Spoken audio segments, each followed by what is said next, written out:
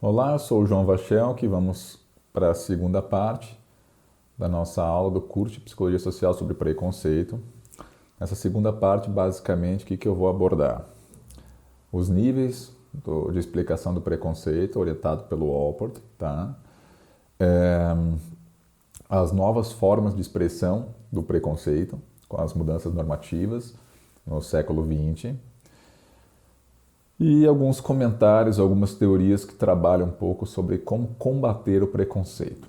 Tá? Então, primeiro, os níveis do preconceito. O Allport, ele está sendo mencionado aqui e ali, né, nessa aula.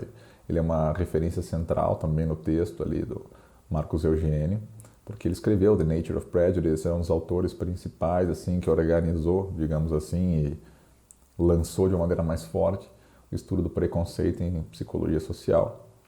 E para ele, existem diversos níveis, diversos fatores que a gente pode enfocar para trabalhar com aspectos diferentes do preconceito. Tá? É um fenômeno complexo, é um fenômeno que envolve aspectos mais psicológicos, aspectos mais sociais, institucionais, culturais. Então, se eu for trabalhar com só um desses aspectos, eu não vou, obviamente, é, abranger o fenômeno em sua totalidade. Né? Eu não vou conseguir explicar o preconceito tranquilamente só com um desses aspectos, porque a gente sabe que aquilo que nós chamamos de preconceito e a vivência do preconceito no cotidiano envolve níveis de explicação e de análise complementares. Mas, até dentro do espírito da psicologia social, de pesquisas que articulem esses níveis de explicação e de análise diferentes, o Allport identifica 6 deles, 6 possibilidades de pesquisa para trabalhar com preconceito na psicologia social. Então eu tenho teorias que vão estar mais voltadas para a análise da vítima do preconceito, fatores psicológicos, para a análise do ato de preconceito ali, o comportamento, a ação de discriminação propriamente dita, é um segundo. Um terceiro aspecto, eu posso olhar para o preconceituoso, por que ele é preconceituoso, o que existe no sistema psicológico dele que faz com que ele tem essa maneira de pensar e de agir, que é um terceiro aspecto, a personalidade do preconceituoso.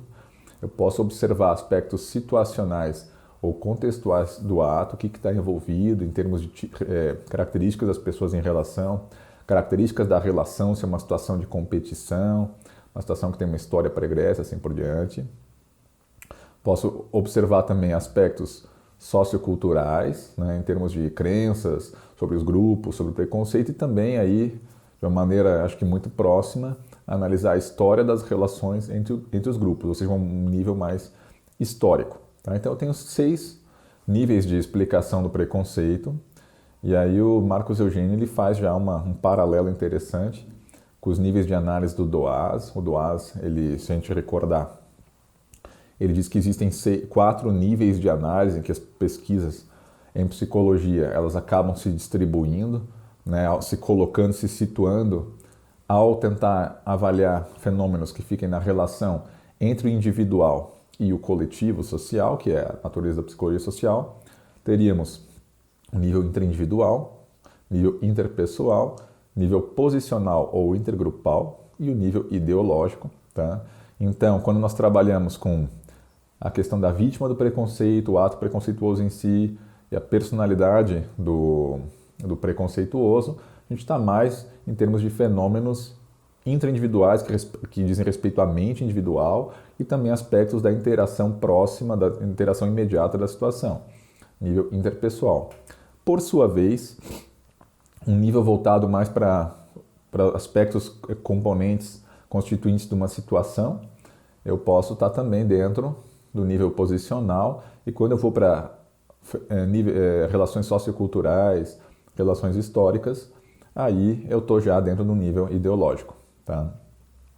Então, vamos abordar basicamente teorias mais voltadas para personalidade, preconceito e algumas considerações breves sobre aspecto sociocultural e história das relações. Tá? Então, algumas teorias clássicas. Em 1939, Dollar de colaboradores propuseram a teoria FA, né, a hipótese da frustração e agressão, que é uma teoria sobre preconceito que ela é muito voltada para um nível de explicação psicológico que está fortemente baseado na psicanálise, né, nessa questão do ser humano ter necessidades, ter pulsões que precisam ser extravasados, e algumas situações do dia a dia imporiam limites a essa descarga de energia ali inicial, né? Limites em termos de frustrações com que a pessoa se depara, e essa frustração então ela seria deslocada pelo indivíduo no formato de uma agressão frente a um indivíduo, a um indivíduo de um grupo mais fraco, que acaba acaba funcionando, acaba assumindo o papel de um bode expiatório, tá? Então, nesse sentido que ela é psicanalítica, é uma teoria fortemente individualista, voltada para tentar entender esses atos preconceituosos e tal, questão dos racismos, da discriminação, em termos de um deslocamento da frustração que o indivíduo sofre por alguma privação na sua vida cotidiana, que quem acaba pagando o pato é a pessoa membro de uma minoria social, né? Então, existem exemplos, né, famosos sobre aplicações dessa teoria, sobre interpretações baseadas nessa hipótese da frustração e agressão, com uma análise de que os alemães, após a Primeira Guerra, a derrota da Primeira Guerra, uma situação de privação econômica, humilhação, acabam deslocando esse ressentimento para uma minoria lá, os judeus, que tinham lá uma história, uma tradição de lidarem com lucro, etc. E também, claro, isso tem uma funcionalidade de permitir usurpar também as riquezas desse grupo, né? Mas seria uma tentativa de descarregar essa energia, esse impulso na forma de agressão de grupos minoritários. Tá? E um outro aspecto, também uma outra análise célebre, diz respeito à análise histórica da frequência de linchamentos de escravos no sul dos Estados Unidos. O sul dos Estados Unidos teve uma economia na base da plantation, né, da monocultura, do algodão ali, similar ao esquema de funcionamento que nós tivemos no Brasil tropical, com açúcar, etc. Ou seja, uma economia basicamente sustentada pelo trabalho escravo. E o algodão, sendo uma commodity, né, ele tem variações no preço internacional, e na medida em que o preço do algodão ficava desfavorável, ficava barato para os produtores, se observava que essas baixas no preço internacional estavam associadas a maior frequência de linchamentos de escravos. Então, uma interpretação realizada era de que os donos dos escravos, os proprietários, eles deslocavam essa frustração com uma menor riqueza, um menor retorno da atividade ali de plantação para o escravo que pagava o pato ali no caso. Tá? Aí tem críticas também, né? Tem algumas críticas que a gente pode trabalhar em termos dessa individualização do fenômeno, né? Uma relação entre grupos acaba sendo individualizada, que é o caso ali, né? Os alemães e os judeus, isso aí acabou representando uma estratégia grupal pertinente, né? Permitiu a apropriação dos alemães das riquezas dos judeus, e também constitui um inimigo comum que acaba gerando uma coesão grupal maior, que foi favorável aos nazistas, né? No estabelecimento do projeto de nação deles. Então isso aí é uma individualização, assim, é ignorar basicamente essas relações entre grupos e a sua funcionalidade, o caráter estratégico dessas relações, em detrimento de um reducionismo psicológico, né? Mas realmente aqui é uma teoria voltada para a personalidade da pessoa preconceituosa. E também essa questão da privação, ela não precisa ser objetiva, ela não precisa ser algo que exista de fato, mas ela pode ser algo observado em termos da privação relativa ou do sentimento de pertencer a alguma coisa que lhe foi negado. No Brasil a gente pode dar um exemplo, uns tempos atrás, que, por exemplo, a gente teve alguns governos de esquerda no Brasil e que, similarmente, concomitantemente a esse governo, houve uma ascensão social de diversos setores da população, né? Passaram a ter maior poder de consumo, né? Programas de distribuição de renda, teve uma ampliação também do mercado de trabalho para esse setor da população. Nós tivemos a ascensão da classe C, né, no Brasil, que foi um enriquecimento dos trabalhadores brasileiros, voltados também para essas políticas econômicas e para uma situação favorável do Brasil no mercado internacional. nós observamos que por parte da classe média tradicional, né, a middle class, digamos assim, né, que seria, em termos do que se comenta ali, a classe média alta no Brasil, então a distância relativa do poder de consumo, do tipo, do perfil de consumo dessa classe média tradicional, classe média alta e da classe C, classe trabalhadora, que melhorou um pouco de vida, essa distância diminuiu, né? Então, por mais que a situação da classe média tradicional ela não tivesse piorado, esse sentimento de que mereceria mais, ou de que outras pessoas tivessem uma situação que antes não tinham direito e agora conseguiam fazer certas coisas, isso pode ter gerado uma privação relativa, tipo, pô, eu estou fazendo isso agora, mas a pessoa era pobre, agora está fazendo isso também, então ela se perde essa diferenciação entre classes, essa distância, e isso pode gerar também um ódio de classe, esse tipo de coisa. É um exemplo ali que eu pensei aqui na hora que poderia servir para mostrar um pouco esse mecanismo da privação relativa em termos da mentalidade da pessoa e tal, né? Além disso, depois da década de 50, temos Adorno e colaboradores, eles fazem um estudo da teoria da personalidade autoritária, estudo bastante interessante, para entender como que certos perfis de personalidade eles vão se adaptar, eles vão se direcionar para ideologias totalitárias, para ideologias hierárquicas, né? Então, basicamente, nós temos ideologias racistas, tivemos o nazismo, tivemos o fascismo, e que ainda permanecem, né, em certas medidas nos dias de hoje, certas formas modernizadas, mas essa teoria está voltada para entender por que as pessoas vão buscar refúgio e vão aderir a essas teorias, essas ideologias sociais sobre as relações entre os grupos, e isso estaria voltado para um certo perfil de personalidade, de crenças, de aceitação de certos valores, que estaria associado a um perfil de criação, né, em que a criança seria criada por pais mais autoritários, por pais que a mesma figura vai concentrar a autoridade, mas também o afeto, né? Então, um perfil rígido de criação voltada para respeito à autoridade, obediência extrema e hierarquia clara, tá? Um tipo de criação de inculcação de valores daquele estilo preto no branco, ou é 8 ou é 80, né? Não tem assim tons de cinza, ou é meu amigo, ou é algo que eu gosto, ou é meu inimigo, ou é algo que eu reprovo. Então, baixa tolerância à ambiguidade, à ambivalência, à contradição, né?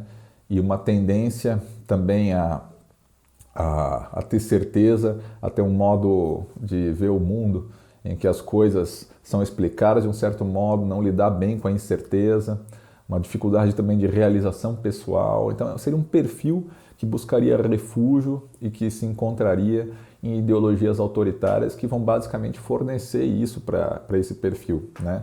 Vão alimentar essa personalidade em termos de, olha, esse é o jeito correto de viver, isso você está fazendo é legal, as pessoas que não fazem isso, ou as pessoas diferentes vão ser inimigos ou devem ser combatidas, e isso aí acaba casando, é um casamento de uma resposta social para uma síndrome, não sei se dá para dizer síndrome, mas para um perfil de personalidade autoritária que casaria, que combinaria, que encontraria um complemento ou um refúgio, como eu disse aqui, nesse tipo de ideologia, tá? Mas claro, tem críticas também, como por exemplo, daí fizeram, né, Adorno e colaboradores, fizeram um questionário padronizado, a escala de personalidade, se não me engano é a escala F, agora não posso estar enganado, F de fascismo, deve ser, né? Mas tem algumas críticas também, como o fato de que, em termos desse nível, desse perfil de autoritarismo, ali, de personalidade autoritária, nós teríamos níveis semelhantes nos Estados Unidos e na África do Sul. No entanto, na África do Sul, num período de apartheid, né? No entanto, na África do Sul, a questão da discriminação era muito mais forte que nos Estados Unidos, então alguma coisa se perdia nesse tipo de fenômeno. Mas é um estudo bastante abrangente, ficou famoso em psicologia social, tá? Um pouco mais recente, temos os estudos de cidadãos e colaboradores sobre orientação à dominância social, que seria basicamente um traço de personalidade quase biológico, uma característica do indivíduo, em termos de uma tendência que algumas pessoas teriam de ter objetivos de competitividade, de buscar sobrepujar outros grupos, de achar que nós temos vencedores e vencidos e derrotados na nossa sociedade, né? Então isso aí seria uma tendência à competitividade e à hierarquização entre grupos, basicamente do indivíduo. É tratado como um traço de personalidade, né? Então é mais uma teoria. Tem bastante material saindo recentemente também. A teoria em desenvolvimento é uma teoria então que está voltada também para a personalidade da pessoa autoritária, né? A crítica estaria também no complemento disso aí, né? As pessoas, tudo bem, nós podemos ter essas tendências à competição, a vencer, a estar melhor que o outro, a uma diferenciação social, mas também o outro, a gente também busca o afeto no outro, busca relações enriquecedoras, então também tem que ver muito bem, que isso é uma crítica que o Alport faz ali no texto, então é algo que tem que ver muito bem como casar, como conciliar.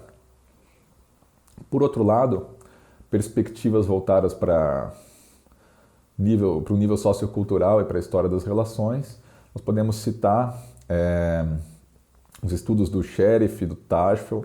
Não vou entrar em muitos detalhes porque é algo que se trabalha em grupos de identidade social com maior propriedade, tá? Mas que mostram que uma situação de competição entre grupos gera hostilidade. Então, esse é o estudo do Sheriff, né, de conflito realista, né, quando as pessoas se encontram numa disputa, grupos diferentes disputam os mesmos recursos, as mesmas oportunidades, as mesmas posições na sociedade, nós temos a construção simbólica de atitudes, de avaliações do outro grupo que são compatíveis com essa incompatibilidade na disputa. Então nós temos avaliações negativas, discriminação. O próprio Tajfel mostra que o fato de a gente categorizar as pessoas em grupo e a gente se considerar como parte de um grupo já geraria uma tendência a achar que nós somos, o nosso grupo é melhor e uma desvalorização do outro grupo. Então o processo de categorização, ou seja, um processo cognitivo mesclado com necessidades sociais de autoestima, né, no sentido de que eu pertenço a um grupo, então aquilo que eu avalio sobre meu grupo vai ter um reflexo na minha autoestima. Se eu pertenço a um grupo que é considerado positivo, então eu vou ficar bem na fita. Se o meu grupo é considerado um perdedor, é algo complicado para eu gerenciar, né? Então as pessoas teriam uma tendência a avaliar seu grupo mais favoravelmente. Então aqui eu já tenho processos cognitivos mesclados com necessidades sociais, grupais, culturais, né?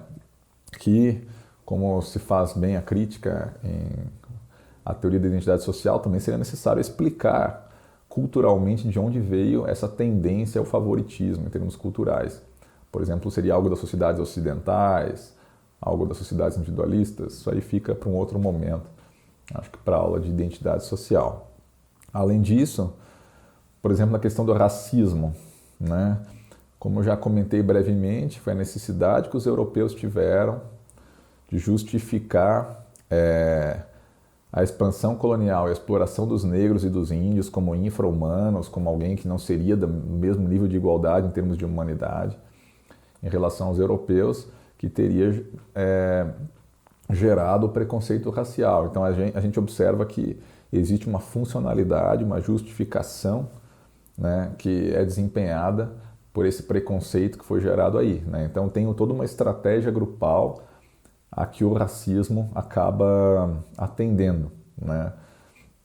O racismo ou preconceito, né? Porque é uma maneira de evitar a solidariedade com relação a esses outros grupos, um tratamento igual. Aí eu invento toda uma teoria de que eles não têm alma, no caso dos índios, ou dos negros que são um povo inferior, um povo atrasado, então pode ser escravizado.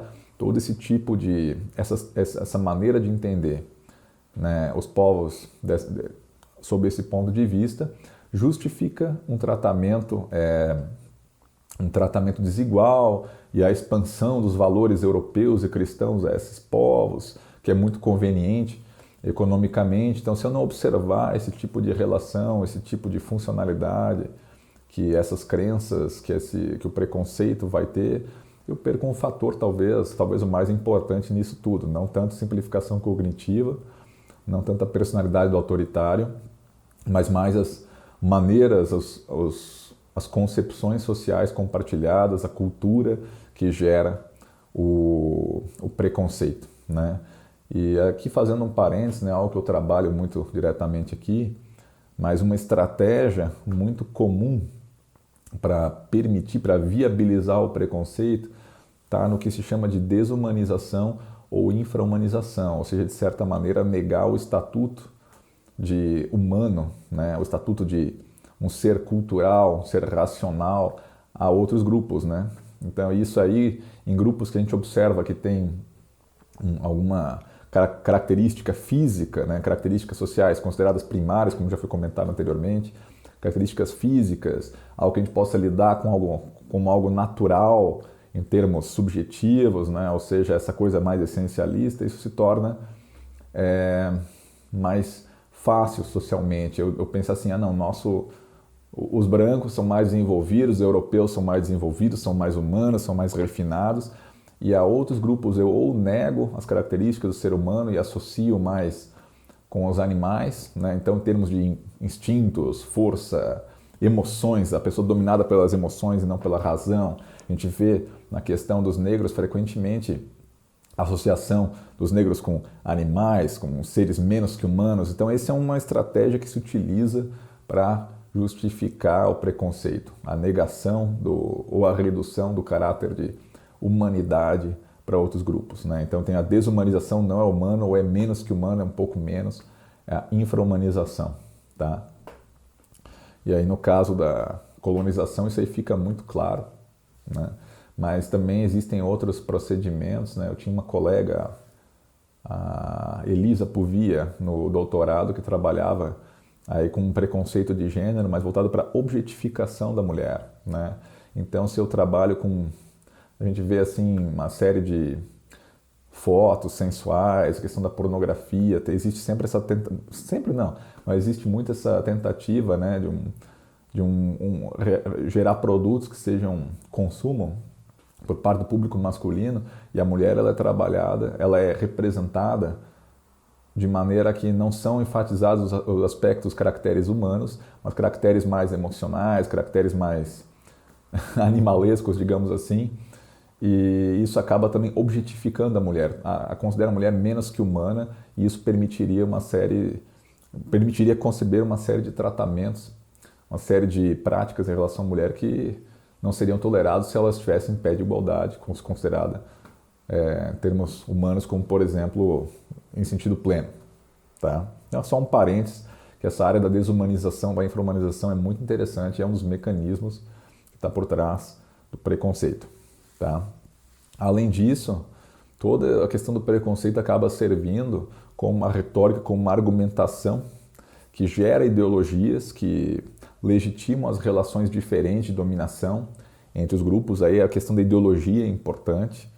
Tá? Então não adianta, se eu quiser enfrentar o preconceito, como a gente vai abordar daqui a pouco, maneiras de combater o preconceito, eu não posso ficar só no preconceituoso, vou convencer aquela pessoa a pensar diferente, mas eu tenho que combater toda a estrutura social, política, institucional, econômica que acaba gerando condições e situações que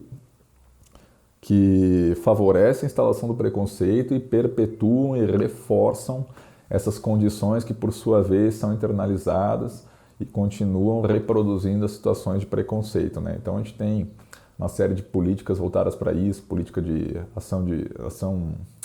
ação afirmativa, política de cotas, questão de contratação em empresas, políticas sociais que acabam tentando modificar, né, esse cenário desigual de distribuição das pessoas em cargos interessantes, em bons trabalhos, representatividade da maioria da população, instâncias de poder, instâncias decisórias, que se for deixado, digamos, ao léu ou sem nenhum tipo de intervenção, a tendência é que essas pessoas não fiquem representadas nessas situações, nesses cargos mais interessantes da sociedade, a sociedade não seja diversificada, não seja representativa, e isso acaba reforçando as condições objetivas que vão gerar o preconceito em termos de internalização de crenças e assim por diante. Tá? Então, eu tenho teorias socioculturais, teorias da personalidade, dei alguns exemplos aqui, né, baseado no livro do Marcos Eugênio ali no texto. Mas eu preciso articular esses níveis para ter e saber a especificidade de cada um para ter boas explicações sobre o preconceito. Tá? Aí o texto avança para o que se chama de novas formas do preconceito, que tem um aspecto interessante. Se nós fizéssemos, foram feitas pesquisas ali que são reportadas em termos do estereótipo de grupos minoritários, no caso aqui os negros, nos anos 30 e mais recentemente, anos 90, no Brasil até posteriormente. Então antes, o preconceito era muito aberto, né? Se perguntava ali sobre o estereótipo dos negros, em 1933 na Europa, 84% dos europeus investigados diziam que os negros eram supersticiosos, 75% preguiçosos e 38% ignorantes.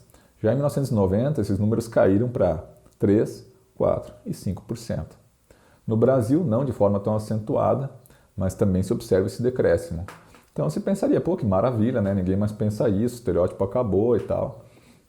Mas não é verdade, né? Tanto que diferenças salariais permanecem, diferenças sociais permanecem, diferenças de moradia, condições de saúde permanecem. O que aconteceu é que o preconceito hoje ele é contranormativo, né? Nós temos leis que criminalizam, como eu já comentei anteriormente, a discriminação. Então, se chega um cara e atribui aos negros ou a um grupo minoritário, né? Alguns grupos minoritários, características negativas abertamente, isso pode ser considerado crime de racismo, injúria racial, né?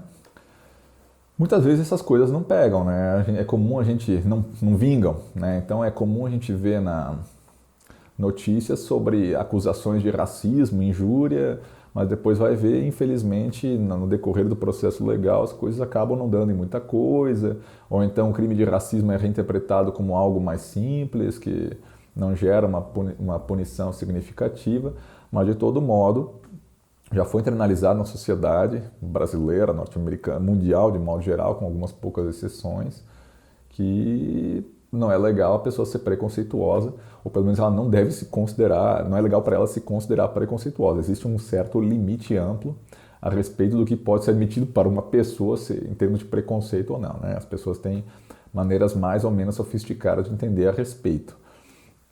Então, o que acontece, né? O preconceito ele se adapta. Como eu disse, as leis elas focam na discriminação e se entende que certos atos são discriminatórios, outros ficam mais disfarçados, mais ocultos, podem se expressar de maneira mais velada.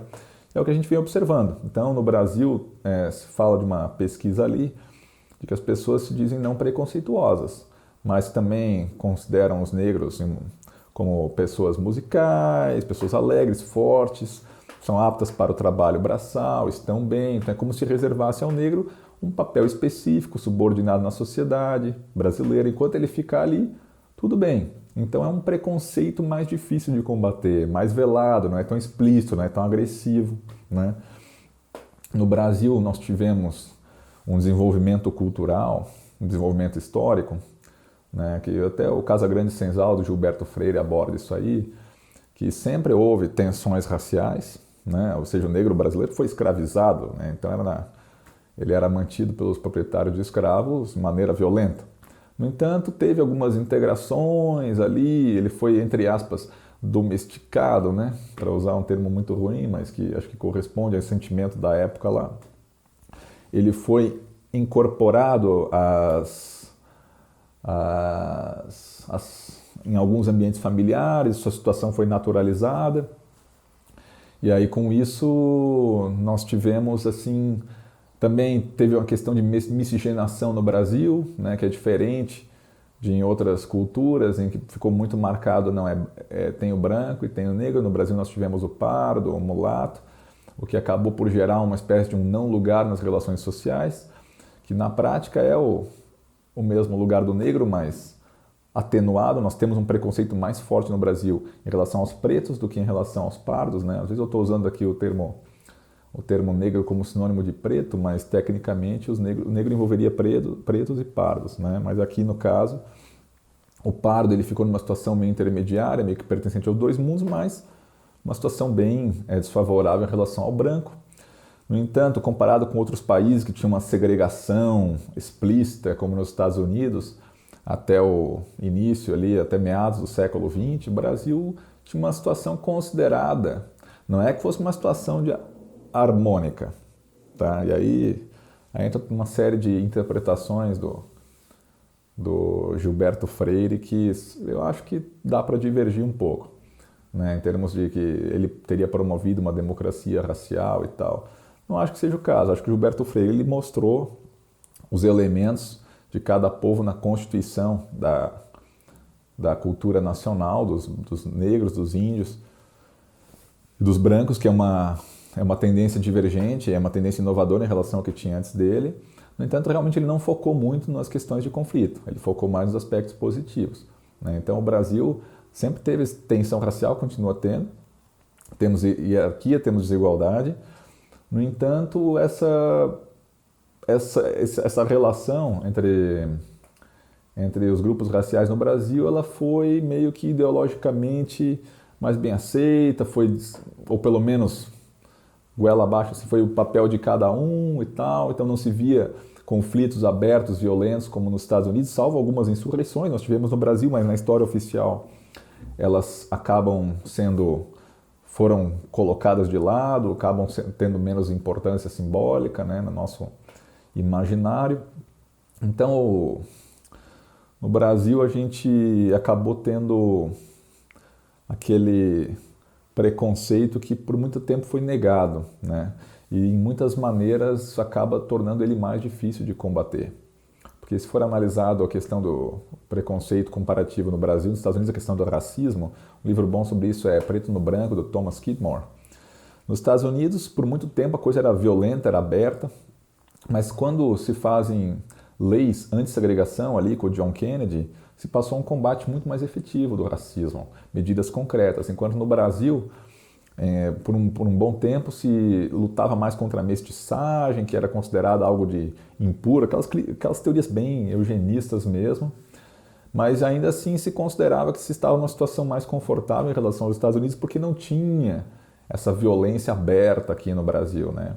Porém, no momento que os Estados Unidos passam a entender as diferenças, a combater, eles avançaram rapidamente para um outro estágio. O Brasil ficou nessa coisa ali de que não existe preconceito, tal, o Brasil é diferente, o povo brasileiro é um povo mais amigável, né? A questão da cordialidade.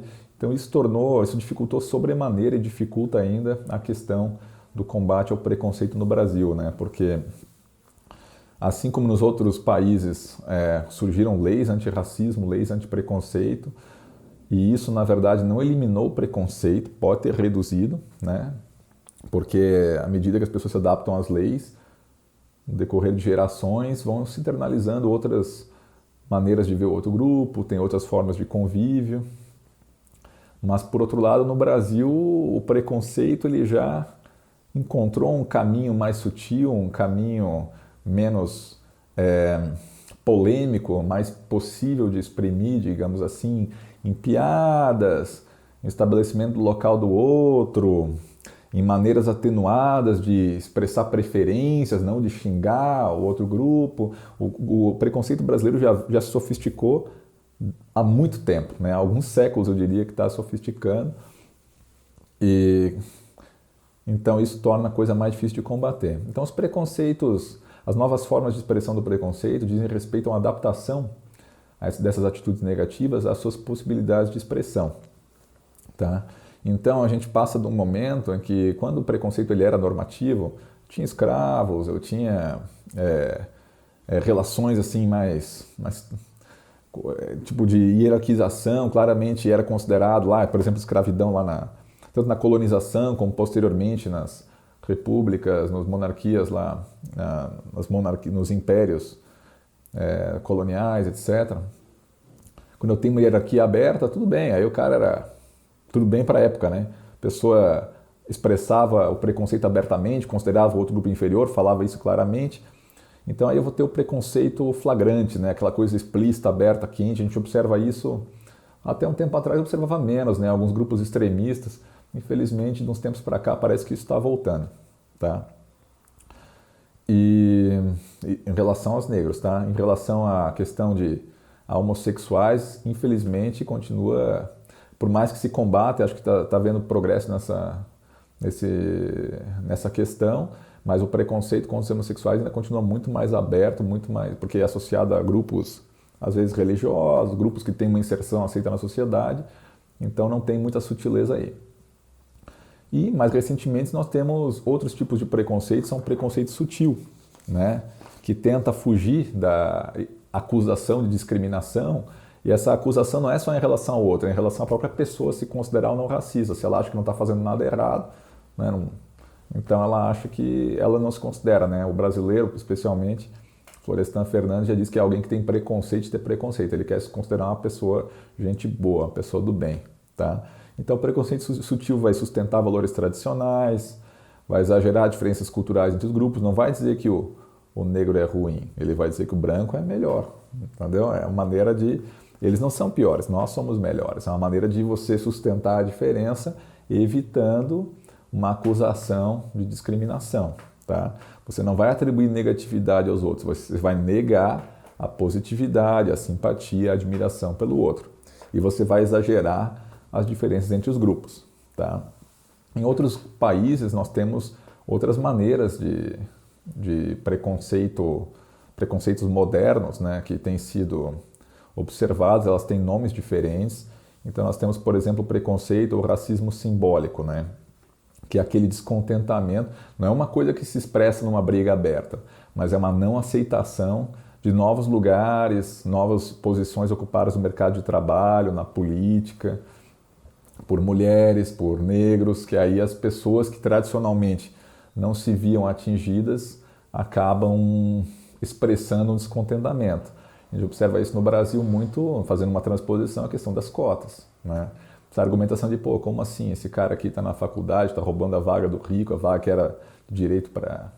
considerada meritória ou de direito para um certo setor da sociedade, passa a ser ocupado por outras pessoas, né? Então a gente vê uma questão que se assemelha muito. O racismo, por outro lado, aversivo, é aquela coisa, a pessoa não se considera racista, mas em certas situações não existem normas muito claras ou a respeito de como se comportar e a pessoa acaba expressando a preferência de maneira racista, né? Tem um exemplo ali da questão do negro pedindo ajuda. A pessoa não é obrigada a ajudar ninguém, né? Mas as pessoas se dispõem mais, pessoas conservadoras se dispõem menos a ajudar o negro nessa situação, tá? Então, porque quando existe uma possibilidade de ter uma escolha, alguma coisa que seja considerada a opinião pessoal e tal, mas que não fica claramente explicitada como, não, se eu fizer isso eu sou racista e tal, aí a pessoa acaba optando se comportar de uma maneira que a gente pode considerar preconceituosa, quando essas normas não são tão claras. E no Brasil a gente vê muito disso, né? Essa questão do preconceito velado, então acaba entrando em situações como preferir um branco para uma contratação, estabelecer relações mais com os brancos, preferir não mostrar simpatia para uma pessoa do outro grupo racial, não ajudar. Então é uma situação ali que, se você for encurralar a pessoa e questioná-la, não, tal, isso aí na hora eu pensei que era isso, na hora eu escolhi outro que eu gostei mais, sempre tem uma justificativa, mas acaba observando uma coerência de optar ou de escolher, então, por brancos, por optar, ajudar brancos, estabelecer redes com brancos e deixa os negros de fora. E isso aí só preserva, só acentua o cenário que vai ser internalizado, vai gerar preconceito. Tá? E aí, como vencer o preconceito? O que se pode fazer para combater? Né? Aí é aquela coisa, né? Se eu for olhar do ponto de vista biológico, se eu disser tipo assim, não, isso é uma tendência do ser humano, só o jeito que nós lidamos com a informação, isso aí já não tem jeito, o ser humano sempre vai ser preconceituoso. Aí é uma visão que talvez alguns autores possam ter, né? Algumas pesquisas mostram que, nós fazemos um raciocínio automático que não tem jeito, a gente acaba discriminando mesmo, é um jeito humano, natural de raciocinar. Se for olhar por aí é difícil, né, cara? Ninguém fazer uma engenharia genética ou coisa assim. Por outro lado, nós conseguimos, eu acredito muito no poder da cultura, né? Eu acho que o ser humano, diferente de outros animais, ou pelo menos num grau muito superior a outros animais, ele é transformado pela cultura, né? Então, mesmo que nós tenhamos características biológicas, tendências naturais, assim, instintos, impulsos para ver as coisas de certo modo, para se comportar, acredito que a cultura, o desenvolvimento da mente humana se deu muito mais recentemente e se sofisticou muito em termos de desenvolvimento da cultura, que acaba podendo modificar ou gerir ou reger, digamos assim, a nossa natureza. Então, tudo bem, temos essas tendências, mas não podemos fazer nada a respeito, não podemos pensar que existe uma outra maneira de agir, não podemos avaliar como, isso aí é negativo, como se comportar de certa maneira. O fato de nós podermos questionar nós mesmos, podemos refletir a respeito do que fazemos e fazer as coisas de maneira diferente, isso indica uma boa extensão de liberdade que nós temos dentro das condições que nós vivemos. Então, acredito, eu particularmente, eu sou um psicólogo social que é muito mais voltado para os fenômenos sociais, culturais. Claro, eu nunca vou negar que nós temos tendências da espécie, mas eu vou estar muito mais interessado em termos de como que a nossa sociedade negociou, significou certos aspectos e o que se pode fazer a respeito deles. Acredito que o pensamento ele tem um grau amplo de liberdade para modificação, para progressão, para mudança, e acho que é aí que nós devemos agir. Se ninguém vai mexer ali na parte biológica, mas nós podemos mexer na parte cultural. Nós podemos ter essa tendência do preconceito, mas nós podemos avaliar o que está acontecendo e mudar o curso e tentar atenuar, tentar pensar em medidas que possam reduzir ou neutralizar ou reduzir os efeitos negativos do preconceito. Nós podemos identificar os alvos do preconceito e tentar modificar, porque nós sabemos como essas avaliações elas são construídas na socialização. Tá? E se entende que a mudança de práticas leva a mudança de normas, né? Então, do ponto de vista social, se eu mudo o jeito de agir, se eu crio leis, se eu crio regras, as pessoas podem resistir, mas posteriormente pode se tornar um hábito natural. Elas podem também modificar o modo de pensar com base no decorrer de gerações. Se eu não resolver as situações de tensão, isso fica artificial. A gente vê que volta e meia tem países que irrompem genocídios, etnocídios, porque alguma tensão, alguma diferença entre esses países, historicamente, ficou mal resolvida e depois retorna, né? Mas se eu criar situações que as pessoas possam tanto conhecer melhor o outro e ter relações diferentes com o outro, e talvez mais especial, isso eu vou comentar mais no finalzinho, se elas puderem desenvolver uma ética, uma maneira de pensar, de que a desigualdade, o tratamento diferenciado não é legal, isso pode modificar o comportamento, né, e reduzir, combater efetivamente o preconceito. Tá? Então, e essa questão das normas, a gente pode lembrar do cinto de segurança. Talvez a galera que esteja vendo aí a aula não se lembre disso, mas quando eu era criança, o cinto de segurança não era obrigatório, né? E se tornou quando eu era criança ali, começou a ter uma lei, não pode ter cinto de segurança, não pode andar de carro sem cinto de segurança, se andar de carro leva uma multa pesada. No começo os adultos reclamavam, mas se incomoda e tal, que palhaçada isso aí, mas depois vira um reflexo natural. Hoje em dia poucas pessoas andam sem cinto de segurança, mesmo se não tivesse a lei. Tá? Eu acho que o principal desenvolvimento teórico voltado para a redução do preconceito é a hipótese de contato do Allport, que hoje em dia mais recentemente já tem autores que consideram que tem evidências suficientes para chamar de teoria do contato. Ela é uma sugestão, é uma hipótese que ela é voltada para aquele ponto de vista mais esperançoso, digamos assim, de que o preconceito estaria fundamentado num erro cognitivo, num erro de julgamento incorreto. Então é uma visão bem positiva da humanidade.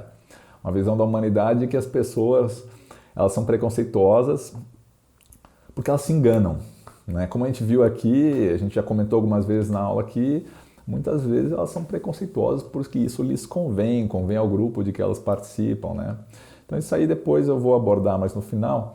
Mas vamos primeiro com o Allport ali, nesse ser humano, gente boa ali, que se acaba se enganando e isso gera o preconceito. Tá? Aqui também pode envolver uma série de casos daquele grupo que ele não conhece bem a realidade, ou falar para um lado, para o outro, de uma outra notícia negativa de jornal, um boato, e cria uma hipótese negativa. Tá? Então, para o Allport, para eu corrigir esses erros do estereótipo, eu preciso de convívio. Eu teria pessoas que cada um ocupa o seu lugar na sociedade, mora em bairros diferentes, trabalha em locais diferentes, se diverte em locais diferentes, e essas pessoas acabariam nutrindo maneiras incorretas de pensar sobre o outro.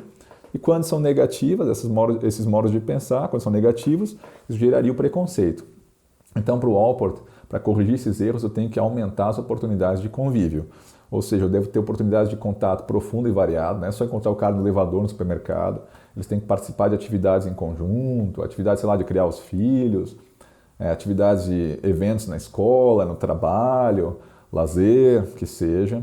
Tem que ser ocorrente de pessoas de status social semelhante. Não adianta eu pegar a pessoa do outro grupo e conhecer o rei do outro grupo, ou então o melhor cara daquele outro grupo, não sei o quê. Se acontecer isso, eu vou particularizar, eu vou pensar o seguinte, não, aquele grupo lá, aquela porcaria lá, mas aquele cara é diferente. E isso não é interessante, eu preciso generalizar para o grupo inteiro essa minha percepção. Então tem que ser uma pessoa minha posição social, do meu tipo de trabalho, sei lá, o meu tipo de convívio, né? Aí aquilo que eu vivenciar na relação com essa pessoa, tem a possibilidade maior de posteriormente eu ver assim, pô, esse cara é legal, esse cara é como eu, esse grupo do cara deve ser como eu, tá?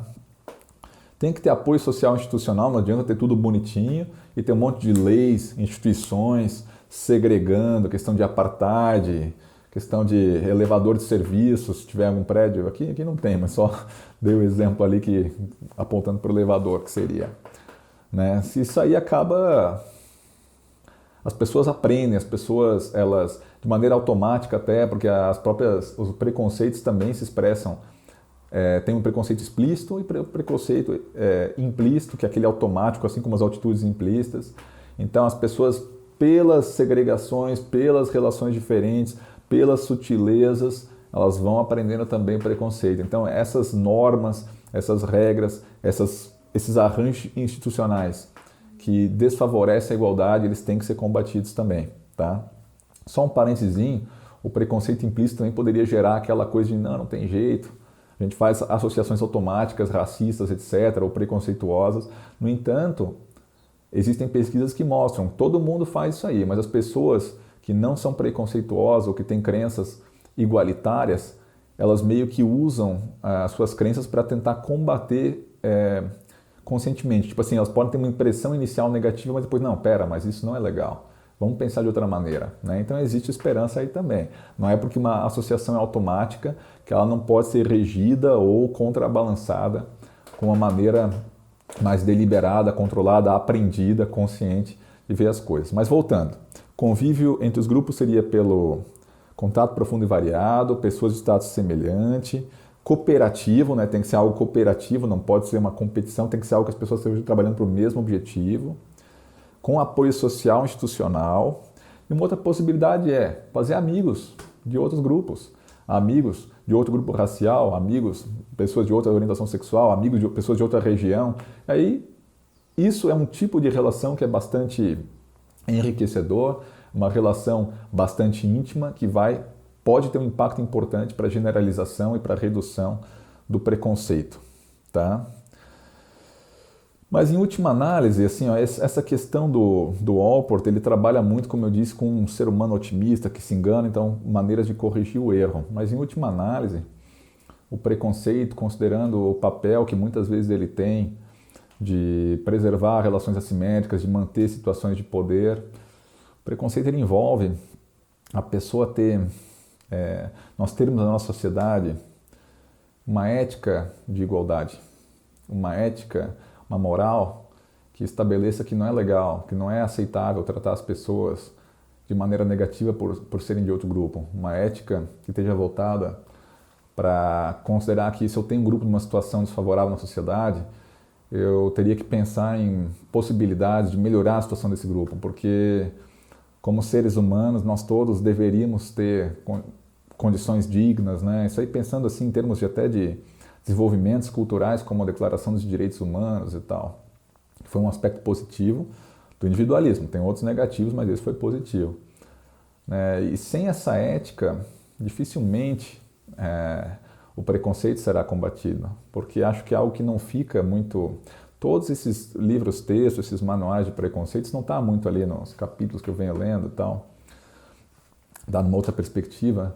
Eles partem de uma premissa implícita, de um pressuposto de que assim, olha, as pessoas não querem ser preconceituosas, o preconceito é algo ruim, e eu concordo com isso, mas muitas pessoas não veem dessa maneira.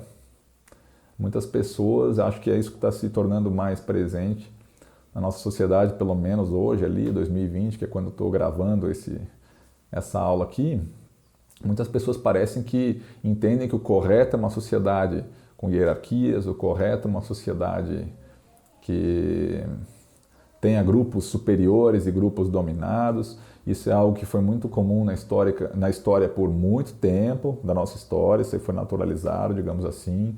Mais recentemente, teve uma mudança de valores individualistas que passam a tentar enxergar as pessoas no mesmo prisma. Isso foi, no meu entender, muito interessante do ponto de vista ético, mas isso novamente está se perdendo. E se as pessoas não aderirem a esse tipo de premissa inicial, premissa forte, um grande valor, essa igualdade, porque é isso que vai estar por trás das decisões, dos julgamentos, não vai dar para combater o preconceito. Então é uma questão de educação, uma questão de educação no sentido de valores, constituir valores, formar pontos de vista sobre os outros, sobre a sociedade que está por trás. Só existe combate ao preconceito se houver o entendimento de que o preconceito não é aceitável, de que desigualdades sociais são mal a ser combatidas. Caso isso não esteja presente, caso as pessoas consigam viver com isso, e muitas pessoas conseguem viver com isso, né? Essa diferença de opinião ela é algo difícil de aceitar,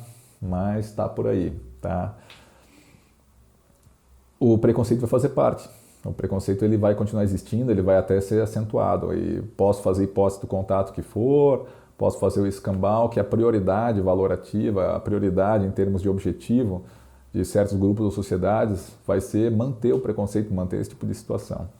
Então isso é complicado, porque isso envolve uma análise dos valores que nós temos na sociedade, dos valores que tem certos grupos, da maior pertinência de certos valores ou de outras. Isso não vai ser na base da imposição, isso é na base da discussão, do debate social. Muitas pessoas têm posições muito diferentes, mas eu acho que sem essa frente de ataque, né, essa frente de consideração sobre uma ética por trás do combate ao preconceito e uma aceitação dessa ética pela maior parte da sociedade, como uma espécie de um acordo, um pacto civilizatório, vai ser muito difícil o combate ao preconceito prosperar. E isso será bom assim se for algo em termos argumentativos, de um debate racional, que se perceba que é bom para a sociedade ter a maior parte das pessoas convivendo e a maior parte das pessoas com boas condições de vida, uma sociedade diversificada, mais criativa. Seria ótimo se fosse um debate racional desse tipo, mas possivelmente vai ocorrer mais em termos de lutas, guerras culturais, como é algo que se observa mais recentemente. Ok? Então é a minha conclusão ali de um pano de fundo, digamos assim, acho que uma questão que rege essa questão do preconceito e seu combate, tanto no que explica o preconceito nas formas como ele ocorre, nos alvos que são atingidos por ele, mas também que essa explicação é o que permitiria chegar a um combate mais efetivo disso aí, não somente questões voltadas para o combate, para o contato e correções e corretivos cognitivos que, no fundo, eles estão pautados por uma ilusão de um acordo, de um consenso, de que o preconceito ele não é desejável e, infelizmente, existem muitos grupos sociais que preferem manter visões, manter uma sociedade hierárquica. Então é uma grande questão, um grande combate, sei lá se me fiz entender aí, mas fica a reflexão a respeito do preconceito. Obviamente, como eu comentei, esse é um assunto muito amplo, né? E dificilmente poderia ser abordado aqui. Daria também um curso tranquilamente sobre os tipos de preconceito, teoria sobre preconceito, junto com atitudes. Acho que é um dos aspectos mais estudados em psicologia social, até por considerar que o preconceito ele é um tipo de atitude. Então muitos dos achados, das teorias sobre atitudes se aplicam também ao preconceito, atitudes implícitas também, preconceitos implícitos vale aqui. Mas é um ponto de vista ali, eu tentei abordar alguns aspectos gerais, espero que tenha sido útil e até a próxima aula.